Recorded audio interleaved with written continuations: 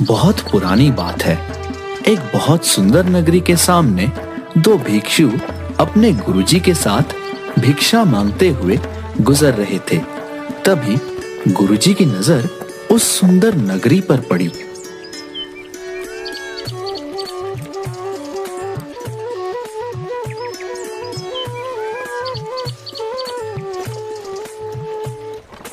वाह वाह वाह, अति सुंदर।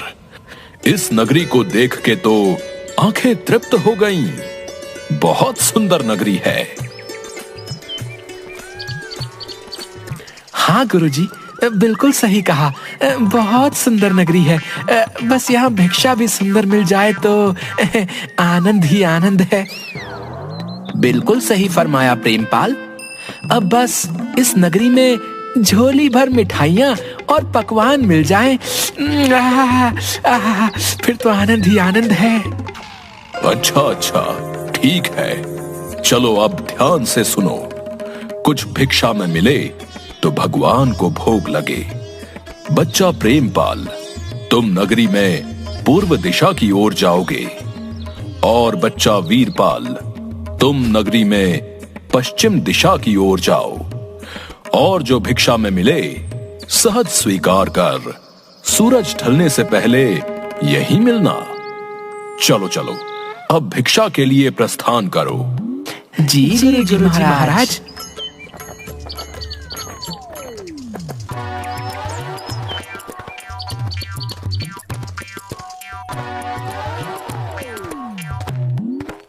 अरे वाह, चलो कोई तो दिखा। ऐसा करता हूँ, एक बार राशन का दाम पूछता हूँ। अगर सस्ता हुआ तो थोड़ा ले चलूंगा अपने साथ। गुरुजी महाराज बड़े प्रसन्न होंगे।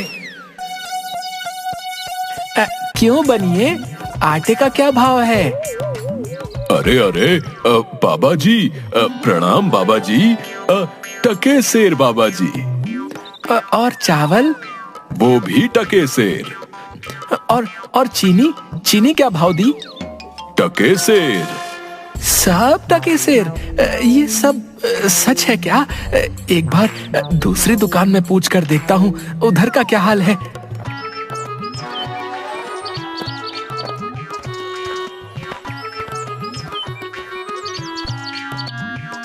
अरे बेटी, टमाटर कैसे दिए? टके सेर बाबा जी। और गोभी? टके सेर बाबा जी, ये भी टके सेर। और ये वाली? साधु महाराज, ये भी टके सेर दिया। अरे वाह वाह वाह, आनंद ही आनंद, सब टके सेर।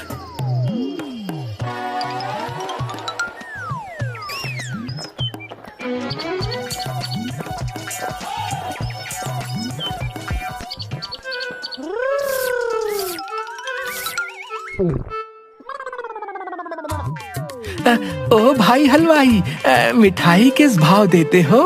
कौन हो? किस देश से आए हो? टके शहर की नगरी में क्या सोच के आए हो? कविता, तो हम कहाँ कम हैं, ये लीजिए। हम कहाँ से आएंगे भाई, अपना ना कोई घर ना कोई ठिकाना, जिधर शरण मिली उधर रात कटे, यही हम साधुओं का ठिकाना।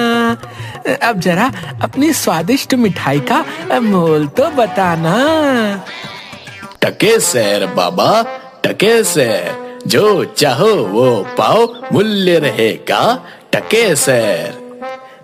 ये क्या कहते हो हलवाई, सब टके सेर, सारी मिठाई टके सेर?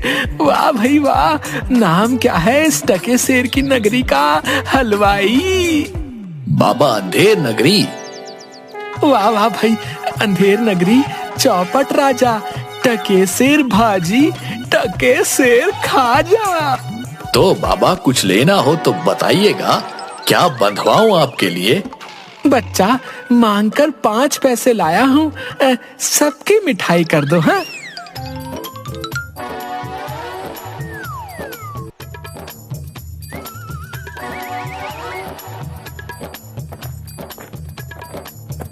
वाह वाह वाह वाह, क्या किस्मत पाई है। आज तो भिक्षा में प्रभु ने प्रसन्न कर दिया। जय हो प्रभु, जय हो।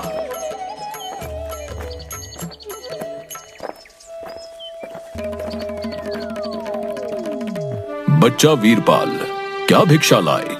गठरी तो बहुत भारी मालूम होती है। गुरुजी महाराज, 5 पैसे भिक्षा में मिले थे, उसी से गठरी भर मिठाई लाया हूँ। अरे बच्चा, 5 पैसे में गठरी भर मिठाई? ये कौन सी नगरी है?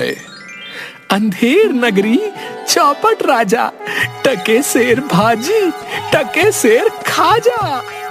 अरे राम राम राम राम, राम बचाए लाखों पाए। बच्चा, ऐसी नगरी में तो एक क्षण बिताना भी हमारे लिए उचित नहीं, जहां टके शेर भाजी और टके शेर खाजा बिकता है। गुरुजी, ऐसा तो संसार भर में कोई देश नहीं है जहां 2 पैसे पास रहने से मजे से पेट भरता है। मैं तो इस नगरी को छोड़कर नहीं जाऊंगा। हाँ, देख बच्चा, पीछे पछताएगा। मैं तो इस नगरी में एक पल भी नहीं रहूंगा। देख, मेरी बात मान, पीछे पछताएगा। मैं तो जाता हूं, पर इतना कह देता हूं कि कभी संकट पड़े तो याद करना। देख वीरपाल, क्यों जिद करता है? जब गुरुजी ने कहा चल, तो चल यहाँ से। यहाँ रुकना उचित नहीं। अरे जा जा चिपको कहीं का, चिपका रहे अपने गुरुजी से। मैं तो इस नगरी में पेट भर खाऊंगा। तू भूखा भिक्षा मांग, मैं नहीं जाने वाला।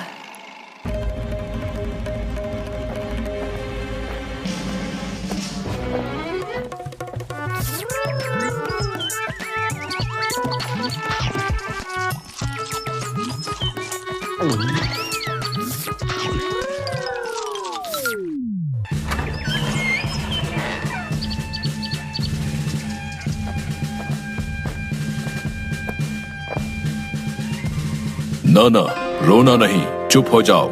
बताओ बताओ, क्यों रो रहे हो? महाराज, कल्लू बनिए की दीवार गिर पड़ी, सो मेरी बकरी उसके नीचे दब के मर गई। दुहाई है महाराज, न्याय हो। बहुत बुरा हुआ। हाँ, तो फिर जाओ, उस कल्लू बनिए को पकड़ कर लाओ। क्यों बनिए, ये कैसी दीवार बनवाई थी जो इसकी बकरी दब कर मर गई? बता। महाराज, मेरा कुछ दोष नहीं, कारीगर ने ऐसी दीवार बनाई कि गिर पड़ी, इसमें मेरा कुछ दोष नहीं। ये तो बेकसूर है, छोड़ दो इसे और कारीगर को पकड़ कर लाओ। हाँ, सारा किया धरा उसी का है। क्यों कारीगर, इसकी बकरी क्यों मर गई? महाराज, मेरा कोई कसूर नहीं, चूने वाले ने चूना ही ऐसा खराब बनाया कि दीवार गिर पड़ी। अच्छा, तो ये बात है। खैर, उस चूने वाले को बुलाओ। क्यों चूने वाले, तुमने कारीगर को खराब चूना क्यों दिया? बताओ, नहीं तो तुम्हारी खैर नहीं। महाराज, मेरा कुछ दोष नहीं, भिश्ती ने चूने में पानी ज्यादा डाल दिया, इसलिए चूना कमजोर हो गया होगा। हाँ। अच्छा, अब समझ आई बात। उस भिश्ती को लाओ हमारे सामने।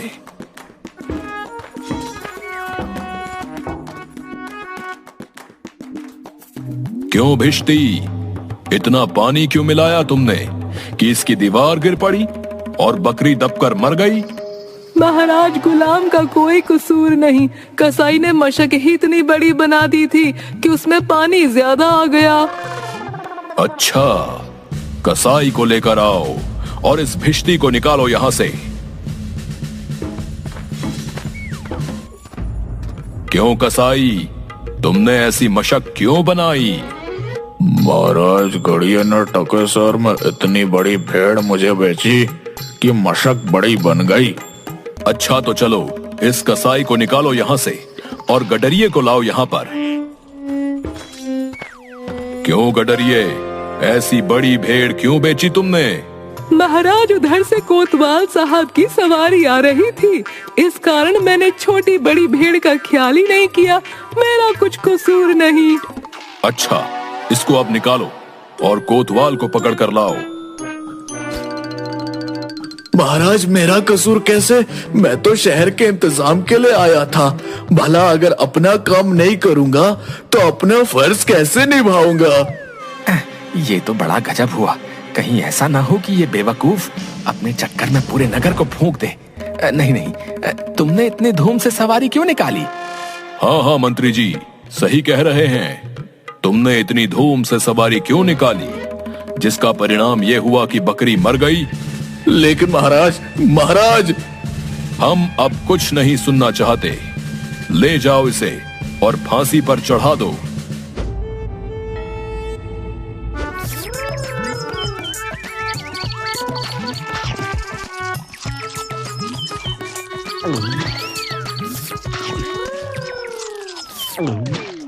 गुरुजी भी ना मुझे इस खूबसूरत नगरी से जाने को बोल रहे थे। मानता हूँ कि नगरी कुछ कारणों के लिए अच्छी नहीं, लेकिन मुझ साधु का क्या? मुझे तो खाने को चाहिए और आराम करने को। वाह वाह वाह, लड्डू तो बहुत ही स्वादिष्ट है। कुछ ही दिन हुए हैं अभी नगरी में, कहीं मैं मोटा तो नहीं हो गया। तभी राजा के कुछ सिपाही वीरपाल को घेर लेते हैं। यही मोटा सही है, चल जरा चल, मिठाई खाकर खूब मोटा हो रहा है, आज मजा मिलेगा तुझे। अरे ये आफत कहाँ से आई? अरे भाई, मैंने तुम्हारा क्या बिगाड़ा है जो मुझे पकड़ते हो?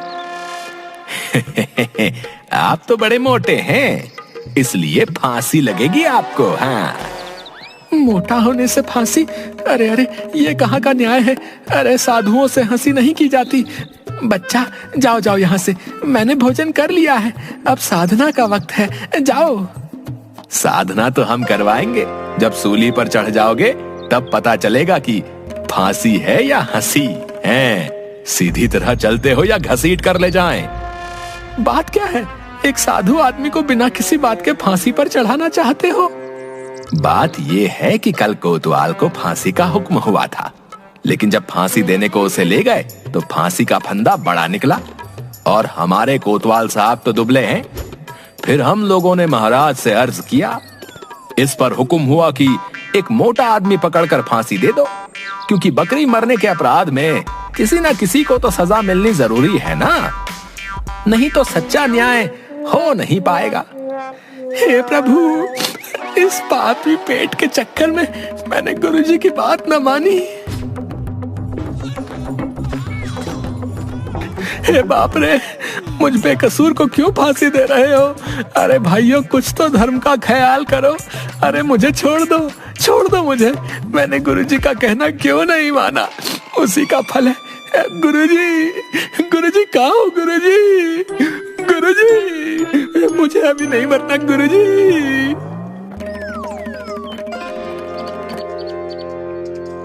अरे बच्चा वीरपाल, तेरी ये क्या दशा है?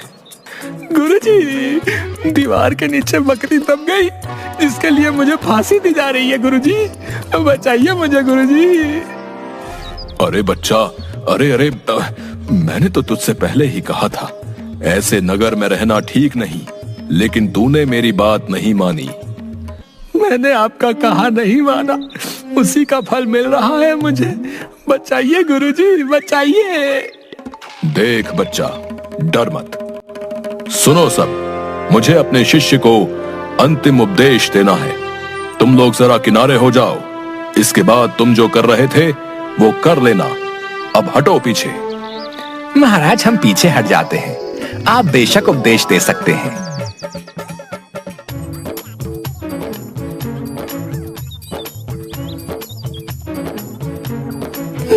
तब तो गुरुजी, हम अभी फांसी पर चढ़ेंगे। अरे नहीं बच्चा, हमने इतना समझाया नहीं मानता। हम बूढ़े हुए, हमको चढ़ने दो फांसी पर। भला तुम्हारा पूरा जीवन शेष है, मजे से गुजारो। नहीं गुरुजी, स्वर्ग जाने में बूढ़ा जवान क्या, आप सिद्ध हैं गुरुजी, आपको गति अवगति से क्या मतलब। मैं चढ़ूंगा फांसी पर। भाई, ये क्या मामला है? अभी तक तो ये मोटा साधु रो रहा था, लेकिन अब ये पहले फांसी पर चढ़ने के लिए लड़ रहा है। समझ में नहीं आता। महाराज को इसकी खबर देकर आता हूँ। सैनिक तुरंत महाराज के पास जाते हैं। महाराज, एक चेले से मिलने गुरु आया, कुछ कान में बोला। तभी से गुरु चेले में फांसी पर चढ़ने के लिए लड़ाई चल रही है। गुरु कहता है मैं चढ़ूंगा, चेला कहता है मैं चढ़ूंगा। ये क्या माजरा है, पता लगाना पड़ेगा। चलो गुरुजी महाराज के पास ले चलो हमें, हम उनसे पूछेंगे कि आखिर माजरा क्या है। बताइए गुरुजी महाराज, आप फांसी पर क्यों चढ़ना चाहते हैं? महाराज, इस समय ऐसी शुभ घड़ी है कि जो भी पहले फांसी पर चढ़ेगा उसे स्वर्ग की प्राप्ति होगी। तब तो हम ही फांसी पर चढ़ेंगे। नहीं, हमको फांसी की सजा मिली थी ना, हम ही चढ़ेंगे। हमको हुक्म है। हाँ भाइयों, जल्दी करो, हमको फांसी दो। हाँ। नहीं नहीं, हम लटकेंगे, हमारे कारण ही तो दीवार गिरी थी ना। चुप रहो सब लोग, महाराज के होते हुए कौन स्वर्ग जा सकता है? हमको फांसी पर चढ़ाओ, जल्दी जल्दी करो।